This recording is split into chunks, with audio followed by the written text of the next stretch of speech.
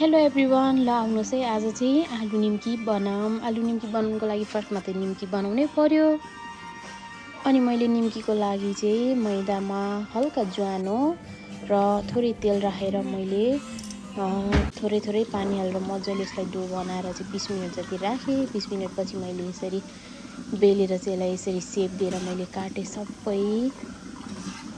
अनि सबै काटिसकेपछि चाहिँ मैले यसलाई हट ओइल तताएर चाहिँ मैले मजाले यसलाई चाहिँ फ्राई गरेँ। हेर्नुहोस् न कस्तो मजाले फुलेको छ।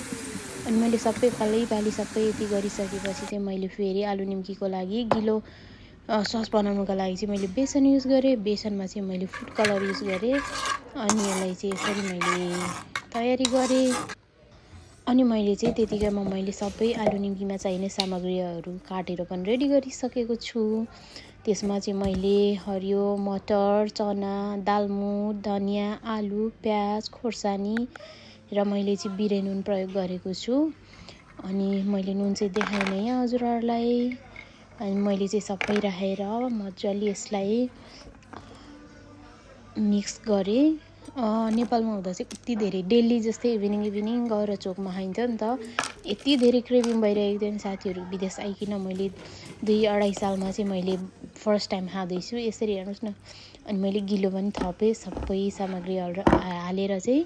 हेर्नु न लास्टमा फाइनल यस्तो मिठो भएको थियो नि साथीहरू। तपाईँ पनि बनाएर खानुहोस्, ट्राई गर्नुहोस् है त। लाइक कमेन्ट गर्नु होला।